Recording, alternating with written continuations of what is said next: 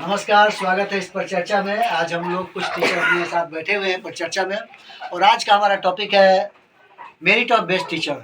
Teacher, जैसा कि हम जानते हैं कि टीचर टी ट्रूथफुल, जब भी हम बात करें सही सही बात करें, सही बोले। ई इफिशिएंट, हम पढ़ाने जाते इफिशिएंट हो, टॉपिक पर हमारा पकड़ हो। ए अटेंटिव, लड़का क्लास में क्या कर रहा है नहीं कर रहा है हमको अटेंटिव होना चाहिए। हम लिख रहे हैं इधर लड़का कुछ और कर रहा है, आप अच्छा टीचर नहीं है। अटेंटिव में आपके क्लास में सब कुछ सतर्क है।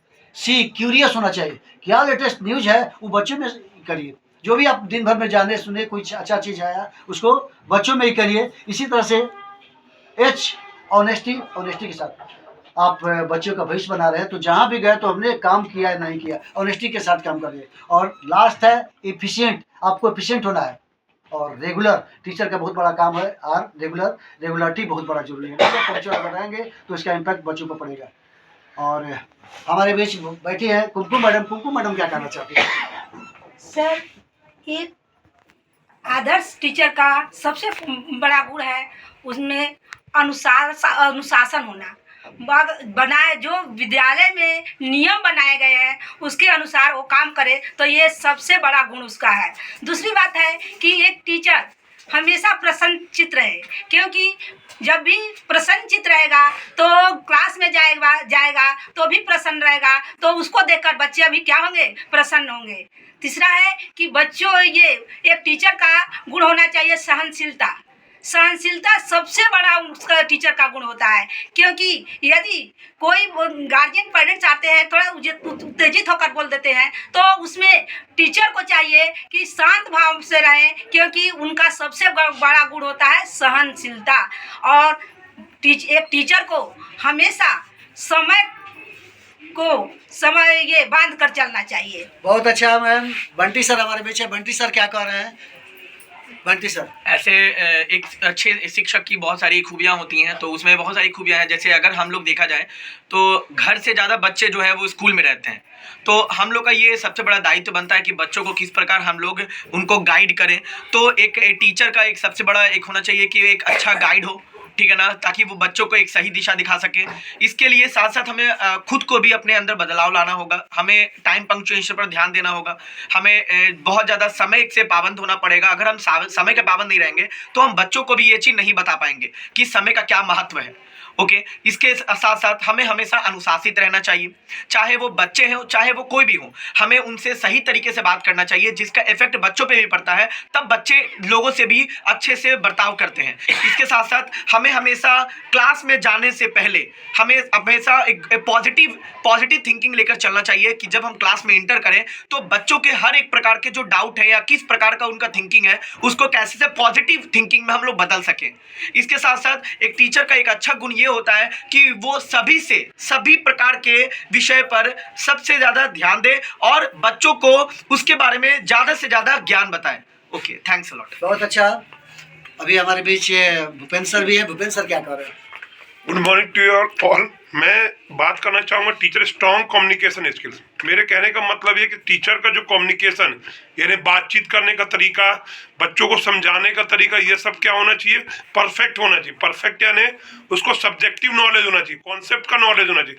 क्योंकि क्या है, यदि आपको कॉन्सेप्ट का नॉलेज नहीं होगा तो बच्चे क्या है आपसे जब क्वेश्चन करेंगे तो आप उसका जवाब नहीं दे पाओगे, जिससे क्या होगा कि आपकी क्लास में जो आपकी इमेज है वो नेगेटिव होगी।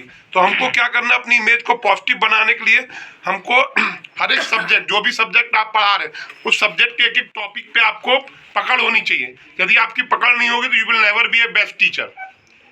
तो सबसे पहले वे करना है कि आप पढ़ के आइए और बच्चों को पढ़ाइए, बच्चों को क्वेश्चन कीजिए और बच्चों को क्वेश्चन का जवाब दीजिए पॉजिटिवली, तभी जाके आप एक बेस्ट टीचर बन पाएंगे। अदरवाइज क्या होगा, बच्चे आपके ऊपर हावी हो जाएंगे। मैंने कई क्लासेस में देखा जब टीचर्स पढ़ाते हैं तो बच्चे टीचर्स के ऊपर हावी हो जाते हैं। ये एक क्या है, डिमेरिट कहा जाए। डिमेरिट यानी टीचर के दोष है कि बच्चे आपके ऊपर एक्टिव है, बच्चे आपके ऊपर हैवी हो रहे हैं या आप एक्टिव नहीं है क्लास के अंदर, तो यू विल नेवर बी, और बच्चों को आप पढ़ा नहीं पाएंगे। ठीक है, तो इसलिए मेरा सबसे अच्छा ये कि आप सब्जेक्टिव नॉलेज, एक एक कॉन्सेप्ट का, जो भी सब्जेक्ट आप पढ़ा रहे उसका एक एक कॉन्सेप्ट का नॉलेज आपको होना चाहिए, तभी जाके आप बेस्ट टीचर बन सकते हैं। Thank you. बहुत अच्छा। हमारे बीच राकेश सर हैं। राकेश सर क्या कह रहे हैं?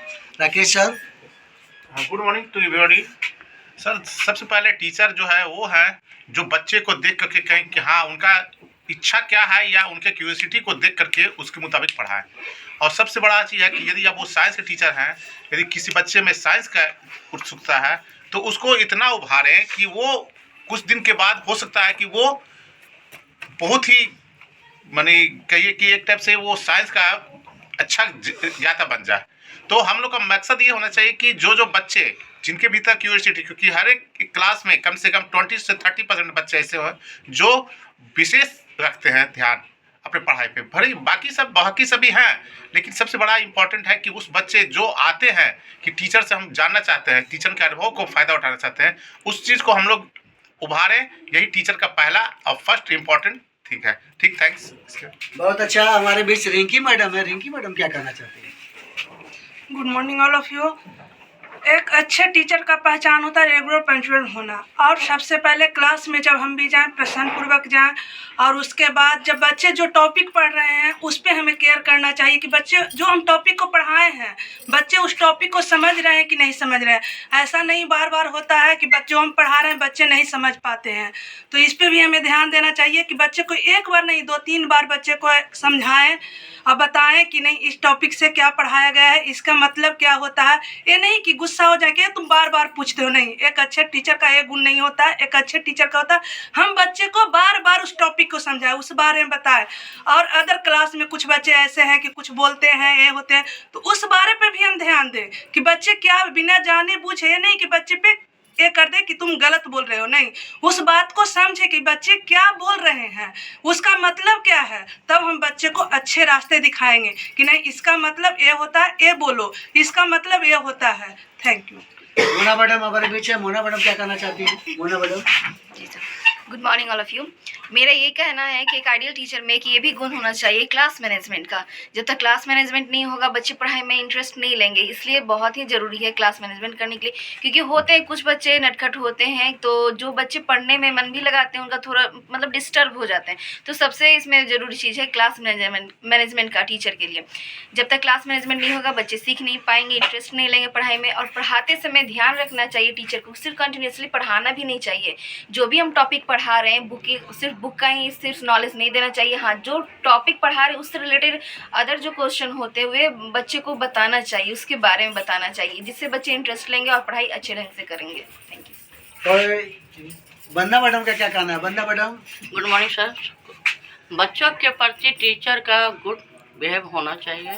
बच्चे को किस तरह से शांत स्वभाव से जा करके बच्चे को पकड़ें, और बच्चे में क्या इच्छा है पढ़ने लिखने की, साइंस की ओर है कि मैथ की ओर है कि हिंदी की ओर। अगर साइंस की ओर है, सारे टीचर तो बोले कि साइंस की ओर है, तो थ्योरेटिकल और प्रैक्टिकल भी बताइए उनको। इसलिए तोड़ तोड़ के पढ़ाने में बारीकी से बच्चे को काफ़ी कुछ समझ में आएगा। और आगे के लिए साइंस के लिए प्रैक्टिकल भी होना ज़रूरी है, लेकिन हम कहाँ से करेंगे? लेकिन बोर्ड के थ्रू प्लांट के बारे में, एनिमल के बारे में, ह्यूमन बींग्स के बारे में बताते रहेंगे और समझाएंगे। अगर बच्चे को समझ नहीं अगेन एंड अगेन फिर उसको दोहराएंगे, लेकिन बच्चे की पढ़ने की इच्छा को हम आगे बढ़ाएंगे और बच्चे को हम अपने आप में अट्रैक्ट करेंगे, जिससे बच्चे मेरे प्रति पढ़े लिखे समझे और शांत स्वभाव बना के रखेंगे। बच्चे में काफ़ी हुनर है, बच्चे को आगे बढ़ाने की लालसा काफ़ी है। बच्चे को हम देखेंगे कि किस तरह बच्चे जा रहे हैं, उसी ओर हम बच्चे को बढ़ाएंगे। Thank you sir. Kaushalya madam हमारे बीच है। कौशल्या मैडम क्या कहना चाहती है? Good morning everyone. एक अच्छे टीचर का ये गुण होता है कि वो डिसिप्लिन हो, उसमें क्लास कंट्रोलिंग पावर हो, वो उसमें सब्जेक्ट वाइज नॉलेज हो। और एक अच्छा टीचर वही हो जो वेशभूषा भी एक टीचर का एक बहुत बड़ा पहचान होता है जो बच्चों पर प्रभाव डालता है। तो टीचर जब क्लास में आए, स्कूल में आए, तो उसका वेशभूषा और पर्सनालिटी टीचर के लायक होना चाहिए जो बच्चे पर प्रभाव डालता है। Thank you. तो अभी हम लोग बात किए एक मेरी टॉप टीचर्स। टीचर बहुत बड़े माता पिता और टीचर बच्चों के निर्माण में, बच्चों के विकास में माता पिता और टीचर का बहुत बड़ा योगदान होता है। और अगर जम के टीचर अपने बच्चे को बहुत अच्छा डायरेक्शन दे, बच्चा बहुत ऊंचाई पर पहुंच सकता है। और टीचर अपने लिए करते हैं। जितना आपके ज़िंदगी में कोई भी बच्चा अगर ऊँचे ऊँचे ओहदे पर गया, अच्छा पोस्ट गया, तो आपके लिए बहुत बड़ा एसेट हो रहा है। आप अपना एक जगह बना रहे हैं कि मेरा बच्चा आज अमेरिका में, रशिया में है, जापान में है, तो आप इंडिया में नहीं विदेश में भी अपना परचम फहरा रहे हैं। तो एक टीचर को ऐसा ध्यान देना चाहिए लगे कि उसका अपना बच्चा हो, और जहाँ भी रहे उसको क्या हम भी करें कि हमारा बच्चा पूरी दुनिया में नाम करे। अगर दुनिया में नाम करेगा तो उसके साथ आपका भी नाम होगा और अच्छा रहेंगे तब। अभी कुछ दिन पहले मैं एक डॉक्टर के साथ घर गया था, और डॉक्टर सर अपने बच्चे को टीवी पर दिखा रहे थे, टीवी पर पूरा एकदम अपना दिख रहे थे। मैं कहा कि अरे वो तो बच्चा दीपक है। डॉक्टर साहब कह रहे कि अरे वाह, आप कैसे जानते हैं? वो तो लंदन में रहता है। वो मेरा शिष्य, उसको मैं पढ़ाया हूँ, बहुत अच्छा लड़का, बहुत अच्छा लड़का। इसके बाद उसके ससुर जी लंदन में फ़ोन लगा दिए। लंदन में जब फ़ोन लगाया तो वो ऐसे झुक के ऐसे प्रणाम किया, उस समय लगा कि एक टीचर का क्या इंपॉर्टेंस है। तो आप दिल्ली, बम्बे, कलकत्ता, मद्रास कहीं भी जाते हैं, जम के अगर पढ़ाएंगे तो आपका इज्जत वहाँ पर होगा। और लंदन से जो सैल्यूट बच्चा किया, लगा कि आज भी एक टीचर का वैल्यू है। और उसी समय जब जान गए कि उनके गुरुदेव हैं और खातिरदारी इतना अच्छा किए, उसको मैं कह नहीं सकता हूँ। इसके पहले कोई इतना जनरल चल रहा था, जनरल टीम। इसके बाद जो ही जाने कि उनके गुरु हैं। अब सोचते हैं कि गुरु का कितना इज्जत होता है। उस दिन मैंने देखा कि नहीं, क्या होता है। और जितना भी ये होना चाहिए था, उनके घर में जितना व्यवस्था था उतना विशेष अपना फोर्स लगा दी, और बहुत बड़ा एक हम लोग को सहयोग भी की। तो एक शिष्य के माध्यम से उतना आदमी वहाँ तक आगे पहुँच जाता है। तो आपसे रिक्वेस्ट है कि बलाय नहीं टालना है, बोझ नहीं समझना है। अगर बोझ आप समझ रहे हैं तो वही बोझ आपके माथे पे एक दिन गिरेगा। और जिस दिन आपको प्रेम से, प्यार से बच्चों को हार्टली अगर पढ़ाते हैं तो एक दिन बच्चा आपको बहुत बड़ा काम करेगा। बहुत बहुत धन्यवाद, शुक्रिया, आदाब, प्रणाम।